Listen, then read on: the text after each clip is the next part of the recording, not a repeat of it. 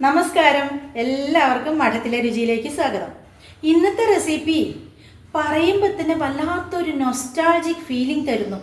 കാരണം ഓണസദ്യക്കുള്ള കുറുക്കുകാളനാണ്. അത് ഞാൻ ഉണ്ടാക്കുന്നത് 200 വർഷം പഴക്കമുള്ള ഒരു കൽച്ചട്ടി, എടുത്താൽ തന്നെ പൊങ്ങില്ല, അങ്ങനെ ഘനമുള്ള ഒരു കൽച്ചട്ടിയിലാട്ടോ. ശരിക്കും പറഞ്ഞാൽ നമ്മുടെ മുത്തശ്ശിമാര് ഒക്കെ എന്തൊക്കെയോ വിഭവങ്ങൾ ഉണ്ടാക്കിയിരുന്ന ഒരു കൽച്ചട്ടിയാണ്. അതിലൊരു കുറുക്കുകാളൻ ഉണ്ടാക്കാനുള്ള ഭാഗ്യം എനിക്കും ഉണ്ടായി കേട്ടോ. അത് വല്ലാത്തൊരു സന്തോഷം തരികയാണ്. അത് ശരിക്കും തേച്ച് കഴുകുമ്പോൾ തന്നെ ആ വിറകടുപ്പിൽ വെച്ചൊരു മണം, ആ കരിടിയും പുകടിയും ഒക്കെ ഒരു മണം എനിക്ക് ഫീൽ ചെയ്തു. അപ്പോൾ നിങ്ങളായിട്ട് ഞാനത് പങ്കുവെച്ചു എന്ന് മാത്രം കേട്ടോ. അപ്പോൾ ഈ കുറുക്കുകാളിൻ്റെ പ്രത്യേകത ഇത്തരത്തിൽ വളരെ പഴയ ആൾക്കാർ ഉപയോഗിച്ച കൽച്ചട്ടിയിൽ കുറുക്കുകാളൻ ഉണ്ടാക്കാനുള്ള ഭാഗ്യം എനിക്കും കൂടി ഉണ്ടായി. ആ സന്തോഷം നിങ്ങളായിട്ട് ഞാൻ പങ്കുവെച്ചതാണ് കേട്ടോ. അപ്പം ഞാൻ നിങ്ങൾക്ക് ഈ കൽച്ചട്ടി കാണിച്ചു തരാം. ഇതാണ് ഉണ്ടോ, ഇത്രയും വർഷത്തെ പഴക്കമുള്ളത്. ഇവിടെയൊക്കെ ഇങ്ങനെ നമ്മൾ ഉരച്ച് കഴുകണ സമയത്താണ് നമുക്ക് ആ ഒരു നൊസ്റ്റാൾജിക് ഫീലിംഗ് വരുന്നത്. ഇതാണ് ആ കൽച്ചട്ടി. ഇതൊന്ന് ജസ്റ്റ് ഒന്ന് കാണിച്ചു എന്ന് മാത്രം കേട്ടോ. ഓണസദ്യക്കുള്ള കുറുക്കുകാളൻ നമ്മൾ സദ്യയിലൊക്കെ ഇങ്ങനെ ഓടിപ്പോവാത്ത വിധം ഉളമ്പിക്കഴിഞ്ഞാൽ അവിടെ തന്നെ നിൽക്കുന്ന ടൈപ്പുള്ള കുറുക്കുകാളനാണ് ഉണ്ടാക്കുന്നത്. അതിന് വേണ്ടിയിട്ട് 2 നേന്ത്രക്കായ എടുത്തിട്ടുണ്ട്, തോല് കളഞ്ഞിട്ടുണ്ട്, പിന്നെ ചേനയുടെ കഷ്ണങ്ങളും.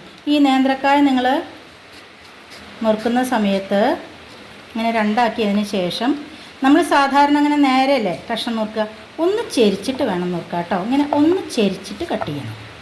അതാണ് നേന്ത്രക്കായ കട്ട് ചെയ്യണതിൻ്റെ. ചേനയുടെ കഷ്ണം പിന്നെ കുഴപ്പമില്ല, നിങ്ങൾക്ക് എങ്ങനെ വേണമെങ്കിൽ കുറച്ച് വലുതാക്കിയിട്ട് തന്നെ ചേനയുടെ കഷ്ണം അരിഞ്ഞെടുക്കാം കേട്ടോ. അപ്പോൾ നേന്ത്രക്കായ കട്ട് ചെയ്യുന്ന വിധം മാത്രം ഞാൻ കാണിച്ചു തരാം. ചേന നിങ്ങൾക്ക് നന്നായിട്ട് വേവണ ചേനയാണ് അപ്പോൾ അതുകൊണ്ട് തന്നെ ചേനയൊക്കെ നിങ്ങൾക്ക് നിങ്ങളുടെ ഇഷ്ടാനുസരണം കട്ട് ചെയ്യാം.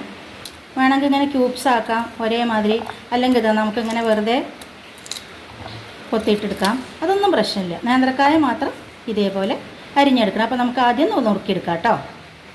അപ്പോൾ ഇതിലേക്ക് നമുക്ക് മഞ്ഞൾപ്പൊടി ഇടുമ്പോൾ കുറച്ച് നല്ലോണം ഇട്ട് കൊടുക്കാം കേട്ടോ. ഒരു 3/4 ടീസ്പൂൺ നല്ലോണം ഇട്ട് കൊടുത്തിട്ടുണ്ട്. കാളൻ നല്ല കളർ കിട്ടാൻ വേണ്ടിയിട്ടാണ്, മാത്രമല്ല വീട്ടിൽ നിന്ന് പൊടിച്ച പൊടിയാണ്. അതേപോലെ തന്നെ കുരുമുളക് പൊടി ഒരു 1/2 ടേബിൾ സ്പൂൺ ഇട്ട് കൊടുക്കാം. എന്നിട്ട് നമുക്ക് ആവശ്യത്തിന് വെള്ളം ഒഴിച്ചിട്ട്, ഇത് നന്നായിട്ട് വേവുന്ന ചേനയായ കാരണം ഞാൻ ഇതിൽ തന്നെ ഇട്ടിട്ടാണ് വേവിക്കുന്നത്. അല്ലെങ്കിൽ നിങ്ങൾ കുക്കറിലിട്ടിട്ട് വേവിച്ചിട്ട് പാത്രം മാറ്റിയാലും മതി കേട്ടോ. ഉപ്പ് തന്നെ ഇട്ട് കൊടുക്കേണ്ട കാര്യമില്ല, കാരണം ഉപ്പിട്ട് കഴിഞ്ഞാൽ ചേന വേവൽ കുറച്ച് കമ്മിയാവും. അതുകൊണ്ട് തന്നെ ഒന്ന് വെന്തതിന് ശേഷം മാത്രം മതി ഉപ്പിട്ട് കൊടുക്കുക. ഇത് നമുക്ക് അടുപ്പത്തുണ്ടാക്കാം. അപ്പോൾ ഞാൻ എന്താ ഗ്യാസ് കൊളുത്തിട്ട് കൽച്ചട്ടി ഗ്യാസിൻ്റെ മുകളിൽ വെച്ചിട്ടുണ്ട്. കുറച്ച് നല്ലോണം സമയം എടുക്കും കേട്ടോ തിളച്ച് വരാൻ, കാരണം അത്രയും കട്ടിയുള്ള സംഭവമാണത്. പക്ഷെ ഇതിലൊക്കെ വെച്ച് കഴിഞ്ഞാൽ പ്രത്യേക ടേസ്റ്റാണ് കേട്ടോ. അപ്പോൾ ഒന്ന് തിളച്ച് വരട്ടെ. ഇപ്പം ഞാൻ വലിയ ഒരു നാളികേരം ഫുള്ളായിട്ട് എടുത്തിട്ടുണ്ട്, കാരണം ഉണ്ടാക്കുന്ന ക്വാണ്ടിറ്റിക്ക് അനുസരിച്ച് എടുത്തോളൂ. ഞാൻ കുറച്ചധികം ഉണ്ടാക്കുന്നുണ്ട്, അതുകൊണ്ട് തന്നെയാണ് ആ നാളികേരം മിക്സിയുടെ ജാറിലേക്ക് ഇട്ട് കൊടുത്തിട്ടുണ്ട്. ഇനി ആവശ്യത്തിന് പച്ചമുളക്, നമ്മൾ കുരുമുളക് പൊടി ഇട്ടതാണ്, അപ്പോൾ എരിക്കനുസരിച്ചിട്ട് ചെയ്തോളൂ. അതേപോലെ തന്നെ നല്ലോണം ഒരു 3/4 ടേബിൾ സ്പൂൺ ജീരകത്തിൻ്റെ നല്ല ടേസ്റ്റ് വേണം കുറുക്കുകാളനിലേക്ക്. ഇനി ഇതിലേക്ക് ആവശ്യത്തിന് വെള്ളം, വല്ലാതെ വെള്ളമാക്കിയിട്ട് അരയ്ക്കരുത്, നന്നായിട്ട് വെണ്ണ ഈ മാതിരി അരച്ചെടുക്കും വേണം കേട്ടോ. കുറേശ്ശെ ഒഴിച്ചു കൊടുത്താൽ മതി. നമുക്കിത് അരച്ചു കൊണ്ടുവരാം. അപ്പോൾ നമ്മുടെ കാളൻ്റെ കഷ്ണങ്ങൾ കണ്ടോ, അടി കട്ടിയുള്ള കൽച്ചട്ടിയിലാകൊണ്ട് തന്നെ സമയം അധികം എടുത്തു വെച്ചാലും കണ്ടോ, ചേനയൊക്കെ കണ്ടു കഴിഞ്ഞാൽ തന്നെ നിങ്ങൾക്കറിയാം നന്നായിട്ട് വെന്തിട്ടുണ്ട്. ഈ സമയത്ത് ഇനി ഉപ്പിട്ട് കൊടുക്കാം കേട്ടോ. ഉപ്പിട്ടതിന് ശേഷം പിന്നെ ചേന വല്ലാതെ വേവില്ല, അങ്ങനെയാണ് പറയുക, പണ്ടുള്ളവർ പറയുന്നത് കേട്ടതാണ്. ഇനി പോരെങ്കിൽ പിന്നെ ഇട്ട് കൊടുക്കാം. ഞാൻ നല്ലോണം ഒരു 1.5 ടേബിൾ സ്പൂൺ ഇട്ട് കൊടുത്തിട്ടുണ്ട്. ഇനി ഇതിനോടൊപ്പം തന്നെ നമുക്കിതിലേക്ക് തൈര് അടിച്ച് നന്നായിട്ട് അടിക്കണം, മോരന്നെ ആക്കണം, അത് നമുക്ക് ഒഴിച്ചു കൊടുക്കാം. അത്യാവശ്യം പുളിയുള്ള മോരന്നെയാണ്.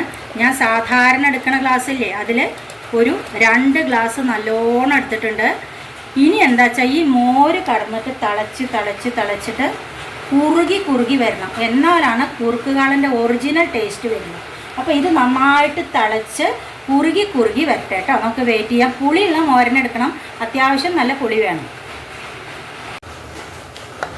ഇപ്പോൾ കണ്ടോ നമ്മൾ മോര് ഒഴിച്ചു കൊടുത്തതൊക്കെ നന്നായിട്ട് കുറുകി വന്നിട്ടുണ്ട്. കണ്ടോ, ഇവിടം വരെ ഉണ്ടായിരുന്നു മോര്.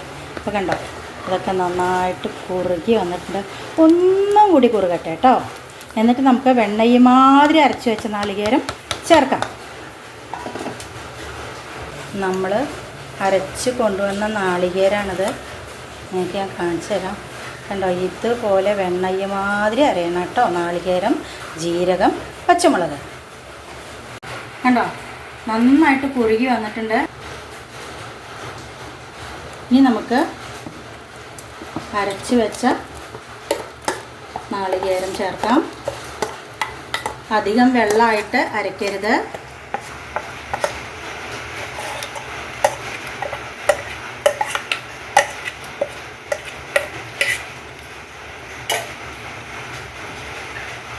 നന്നായിട്ടൊന്ന് ഇളക്കുക.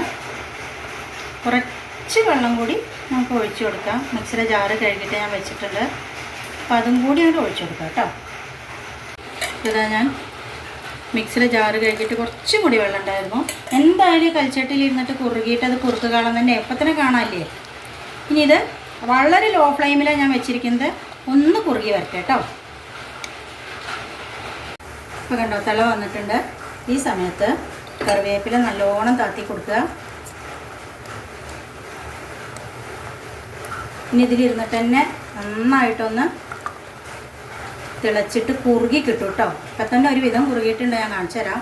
കേട്ടോ, ഇനി ഇത് ശരിക്കും ഓഫ് ചെയ്ത് കുറച്ച് കഴിയുമ്പോഴേക്കും നല്ല കട്ടക്കായി പോകും. കട്ടക്കാളം തന്നെയാവും കേട്ടോ. ഇനി നമുക്ക് നല്ലൊരു വറവിടണം. ഇപ്പം കണ്ട നന്നായിട്ട് തിളച്ച് വന്നിട്ടുണ്ട്. ഞാൻ ഗ്യാസ് ഓഫ് ചെയ്ത് കൊടുക്കുകയാണ്. അപ്പം നമ്മൾ വാങ്ങി വെച്ചിട്ടും 5 മിനിറ്റ് കഴിഞ്ഞ് തിളയ്ക്കുന്നുണ്ടോ. ഇനി ഇതിലേക്ക് ഇത് അവോയ്ഡ് ചെയ്യരുത്. ഉലുവ എണ്ണയിലൊന്നും വറുക്കണ്ട. ഞാൻ കുറച്ച് എപ്പോഴും അധികം ഇവിടെ പൊടിച്ച് വയ്ക്കാറുണ്ട് അച്ചാറിലേക്കൊക്കെ വേണ്ടിയിട്ട്. അപ്പോൾ ഉലുവ വറുത്ത് പൊടിച്ച് വെച്ചത് ഒരു 1/4 ടീസ്പൂൺ ഇട്ട് കൊടുക്കുക. ഇതെന്തായാലും അവോയ്ഡ് ചെയ്യരുത് കേട്ടോ. നമ്മളതുപോലെ തന്നെ വറുത്തിടുമ്പോഴും കുറച്ച് ഉലുവ നമ്മൾ വറുത്തിടുന്നുണ്ട്. ഒരു 2 പിഞ്ച് മാത്രം, ഒരുപാടൊന്നും വേണ്ട. ഇനി നമുക്കിതിലേക്ക് ഒരു വറവും കൂടി മതി കേട്ടോ. അതിവിടെ ഇരിക്കട്ടെ. ഇനി നമുക്ക് വറുത്തിടാം. അപ്പം ഞാൻ ഗ്യാസ് കൊളുത്തിയിട്ട് ഒരു ചീനച്ചട്ടിയിൽ നല്ലോണം 1 ടേബിൾ സ്പൂൺ വെളിച്ചെണ്ണയാണ് ഒഴിച്ച് കൊടുത്തിരിക്കുന്നത്.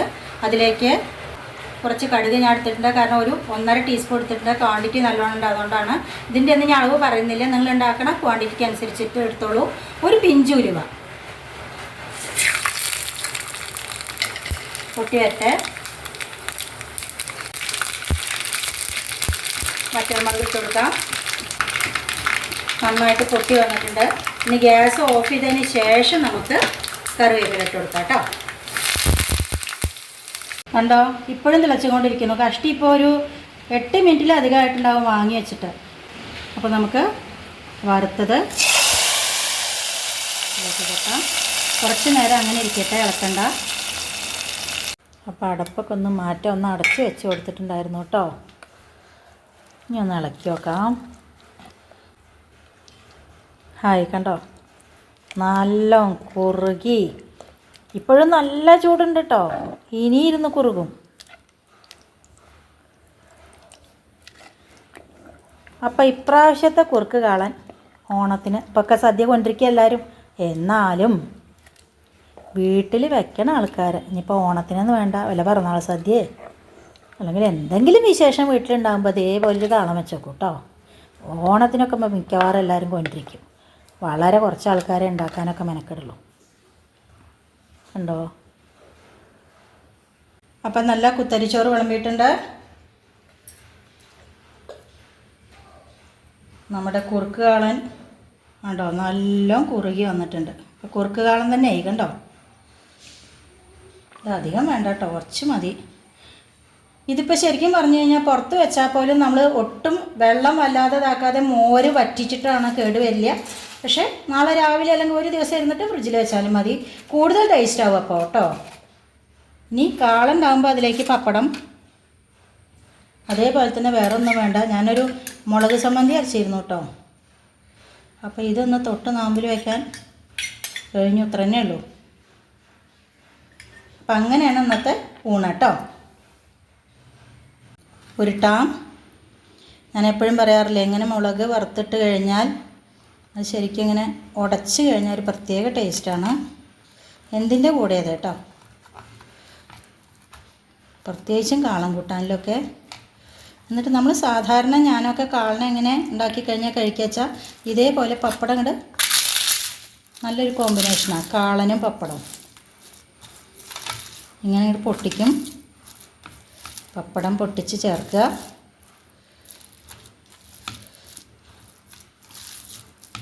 എന്നിട്ട് ഇങ്ങനെ ഇങ്ങോട്ട് ഉരുട്ടുക, ഒരു ലേശം സമ്മന്തിയും കൂട്ടുക. ഒരു ഉരുള കാളം കൂട്ടാൻ കൂട്ടിയിട്ടുള്ള ഉരുള, അതും കൽച്ചട്ടിയിലെ കാളം കൂട്ടാൻ. അതാണ് പ്രത്യേകത. എല്ലാവരും കഴിച്ചോളൂ. അപ്പോൾ ഈ കുറുക്ക് കാളിനോടുകൂടി ഇന്നത്തെ വീഡിയോ ഇവിടെ അവസാനിക്കുകയാണ്.